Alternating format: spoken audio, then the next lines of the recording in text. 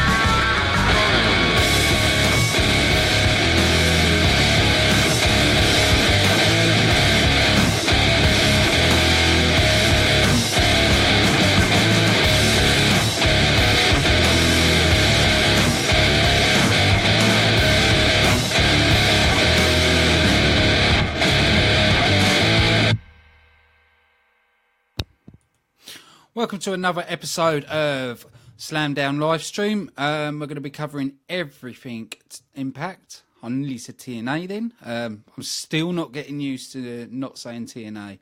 For people that don't know TNA, well, I've just done it again, haven't I? I've just called them TNA. For people that don't know, they've dropped the TNA name. Even though at the end of the show it says TNA Productions, but they've dropped the TNA name from the actual show. They're now Anthem Presents Impact Wrestling, or they're just using the Impact Wrestling name. I'm still not sold on the new logo. I just really could not stand it. I think what they would have been better to doing is use the Anthem name and had Anthem Wrestling Entertainment, so use the initials of that, so had AWE, and just had AWE Presents Impact Wrestling or AWE Presents Genesis. You know, I think from a marketing standpoint, it would have been better to go that way. I just think overall it gives it a better... I'm trying to think of the words to use. From a marketing standpoint, it's better to market it that. You know, at the minute, to put Anthem and Impact Wrestling together in the same logo, you know, if you think of when it comes to a pay-per-view, they can't go Impact Wrestling Presents, because you're thinking, well, hang on a minute, why is that presenting that? You don't see them go Raw Presents No Mercy or Raw Presents WrestleMania. It's you see the WWE Presents WrestleMania. And then almost, do you know what I mean? It just doesn't make sense. You know, I think there's a lot that needs to be done to TNA. It's bad habit. I'm just used to it being called TNA for so long. It's a bad habit. It's hard to drop. But I think that would make a better standpoint from Impact Wrestling, and to go through that way would be a lot better than what they're doing now. So I do think changing the name instead of dropping it would have been a lot better. You know, because they are trying to get away from the bad reputation that TNA has built, but I don't think you can ever get away from bad reputation. I think the only way to improve from what's happened in the past is to make a better product, make a better company. You know, it's, you know, a name change is not going to fix your problems. You need to, I'm going to hate to use a Vince Russo quote, but you've got to fix the bleed first. You know, you've got to fix the main things they needed to fix was creative, the whole show planning, and all of that first. You know, another really thing that bugs me, it shouldn't bug me, but it does, is their website. We don't know who's with them, who's left, who's their roster is. There's nothing. There's no information. You know, if a new fan wanted to check out Impact Wrestling, so went on their website, wanted to see what the current roster is, you can't. And I think that's one thing they need to fix. They need to, I wouldn't say redesign, but beef up their website, so then it's giving more to us fans to know what they've got, what they haven't got. They need to beef that up a lot. And they need to organise a lot better. I don't like the way they've gone back, where it's like they did a Genesis show. Okay, it's not a pay-per-view. You're just calling your Impact show Genesis. Okay, but I don't see a Genesis logo in sight. Not on the aprons, not on the screen. So it just seemed to me like just a normal Impact show. But on Open Fight Night, they did it perfectly. They had the Open Fight Night on the main screen. It was done perfectly. So TNA still going through change, and a lot of people said, "Oh, why haven't they fixed this yet?" Give it time. Give it time. The main problem I've had is the way they've gone around things by sticking the owl on the Impact. It's no, don't do that. Please don't. It looks awful. I still would have liked Impact to go back to red. I think they should still go back to red. I think it would be a lot better, sort of bring the old sort of nostalgia back to Impact. Stage designing, I think, needs redoing. I think they need to stop looking like an indie company and look like a mainstream company. They need to have that feel and that look of a mainstream company. I think they need a bit of a bigger arena. Not too big because you don't want empty seats, but I think they need to sort of beef it up a little bit. And also, I think there's a lot of things they need to do. There's so many. I'm not going to sit and name it all because it would be a show of me just naming everything that TNA needs to do. But there's still a lot of potential in the product. One thing they really need to fix, and I really hope they start fixing it soon, is the X Division. They need to beef up the roster with that. Then we need more tag teams. We need more X Division stars. We need the higher caliber. I think that's what would really help TNA. But I have seen people saying that Jeff Jarrett is going to be made executive producer. I hope they do. But there needs to be rules in place where they say to Jeff, you're not on screen. You're backstage. You're working at the back. We do not want to see you in that ring. We don't want to see you as a GM. We don't want to see you as a wrestler. You're a guy behind the scenes. Like Triple H is. He's the guy behind NXT. We need Jeff Jarrett behind the scenes. And that's the way it needs to stay. If they could do that, brilliant. But there's a lot that needs to be done. They need to get away from being the WWE copy and build their identity back again.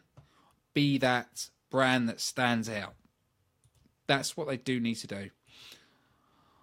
Right. So I'm going to keep going on about what they need to do, and let's actually talk about Impact Wrestling Open Fight Night.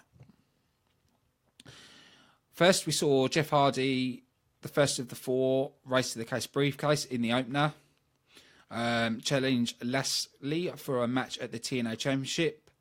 It's a good match, actually. I will give it. You saw Lashley dominate Jeff, but you did see Jeff really pushing his game up. You couldn't tell that age was affecting him, to be honest. To me, I can't even tell Jeff Hardy's getting older. He's still doing the same stuff that he did when he was younger. And that's what I like about Jeff. He does everything. He pushes himself so hard. But we saw Lashley get the victory in that match and keep hold of the title. That match actually surprised me on how good it actually was. So I want to actually give that 3.5 out of 5-star rating. It was a phenomenal match. Afterwards, we saw former Eddie Edwards challenge Lashley to a rematch. But both saying this is going to be the last match between them. And Lashley said, you're not going to get a 7 series, an 8 series. This is your last opportunity, which I think is the best way. I'm already getting a bit bored of Eddie Edwards Lashley, but it looks like they're going to put the final nail in the coffin and it's going to stop. So I really don't mind them having one last match. I'm hoping it stays like that, to be honest, and it does. They don't find another way for them to have another match. I think there's other people on the roster that deserve an opportunity. If you keep repeating the same thing over and over, people are not going to be interested. People are going to get bored. People are going to be like, yeah, I've seen it all before. You can't. I'm still trying to work out how they're going to up it from the Iron Man match, because I can't see how they could up that. But we have to see and wait and see what way they go with it. After that, we saw Brady Rhodes refusing Rosemary's offer to join Decay, to which Rosemary then threatens Brandy. We saw Brooke Tessmacher in her second match against really Sienna. That's it. I always mispronounce Sienna's name. We saw Sienna beat Brooke Tessmacher by a pinfall. Bit of a weird move in there, which I saw Brooke hit, was sort of a submission move, but it looked like a bum rub move. It was just like, right, okay, how's this a dominating submission? Right, okay. But we did see Maria interfere, which she does all the time. It wasn't a bad match, but it wasn't a good match, so I'm going to go 2.5 out of 5 on that. We saw the DCC use their Race for the Case match. Because the Hardys were already involved in a match, they couldn't challenge for the tag team titles, so they called out Decay and took on Decay in a 2-on-3 falls count anywhere. Absolute brilliant match. We saw the barbed wire boards, we saw thumbtacks, like a monster's ball, to be honest, but it was brilliant. We saw James Storm ping Crazy Steve, and we also saw Crazy Steve taking a power driver through a table, which looked amazing. So we saw the DCC win that match. We also saw backstage Maria demanding that Braxton Sutter proposes to Laura Van Ness and continues to blackmailing him. We still don't know the reason why he's being blackmailed, what Maria's got over him. We're still going to have to wait and see on that. But it's an angle that's been going on a little while now, and I'm getting kind of bored now. I just want it to end. I want them, I want to see Ali away from them all and wrestling in her own right. Still not keen on it. I think they should have kept her as Cherry Bomb, but, there we go. We saw Impact Grand Champion Drew Galloway defend his title against local talent Rob Raisin. Okay. It just seems some parts were a bit of a copy of the WWE, especially having a local talent there. It just felt, well, okay, you're doing something that WWE's doing, using local talent to beef up your wrestlers. Okay. But at the start, it was Moose that came out, and we saw Drew Galloway duck Moose and say, Moose, you've had your opportunity. And then said that someone else has already asked for a title shot. And then we saw Rob Raisin come out. We saw him get hit with a Future Shock DDT, and Drew Galloway getting the victory. We saw Drew Galloway dominated him, to be honest. It was about 2 out of 5-star match. It was just, you knew what was going to happen. We saw Trevor Lee use his Race for the Case briefcase and called out injured DJC. For people that didn't see it last week, they attacked DJC, attacking on his ankle. So they injured him at the last show. So they've called him out for the match, and they made it a ladder match. They did the same again. They focused on the knee, and the thing I quite liked is they put a chair on his ankle, and then put the ladder over the chair. So the way they did it, he couldn't move. He could lean forward and that, but he couldn't get out. And I thought that was actually a good way to use the match, and also to really make the Dynasty stable look even more heelish.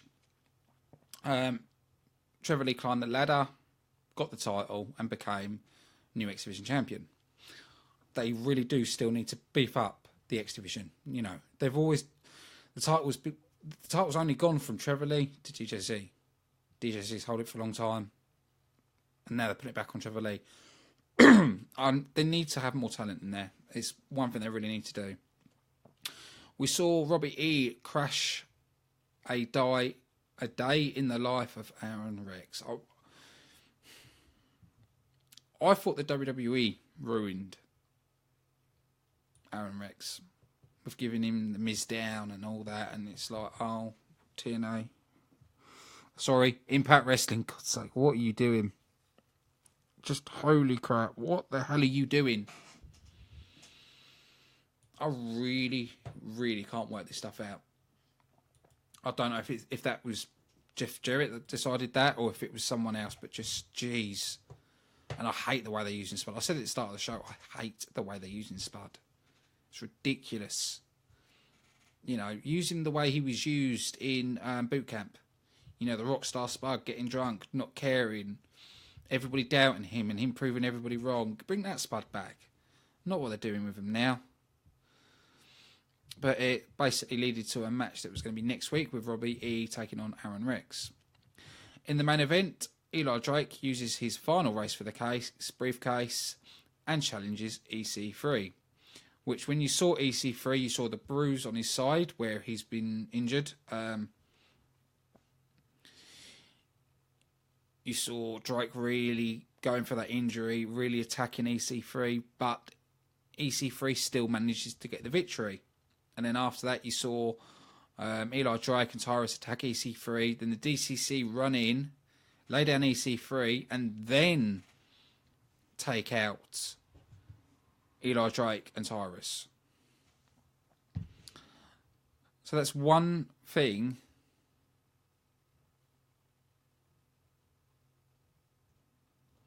that's impressed me, is the way they've used the DCC, the way they've used those characters, the way, you know, they've made the Death Dealer Council like, we're causing chaos and we're doing it. You know, they're not siding with a face, they're not siding with a heel, they're siding with themselves, and they're going after everyone. I think it's the one shining star in TNA. The Hardys, yeah, that's a shining star that's sort of fading out, because it's like, okay, we want to see more. You've done deletion and now, you know. But the DCC is a real shining star. You know, I hope it keeps being used correctly. I'm trying to think if there's anything else that I wanted to cover. Don't forget, if you've got any questions, any comments, please post them below. You know, I do read comments, and I'd like to look at your comments when we're live, so then I can cover anything that you've asked. I'm just trying to think off the top of my mind. Is anything else that I need to cover with this TNA? Actually, I will say this. I know it's WWE, but I will say it.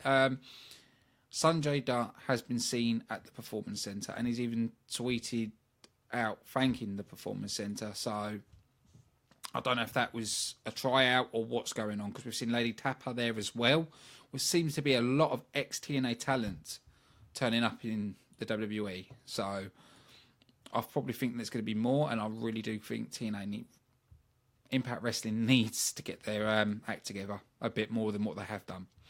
But no, that's everything from Slamdown. We're back on air tomorrow with the Raw review. So I want to say a big thank you to everybody listening. I've been your host, Ashley Friend, and we'll see you again tomorrow at 9 PM GMT.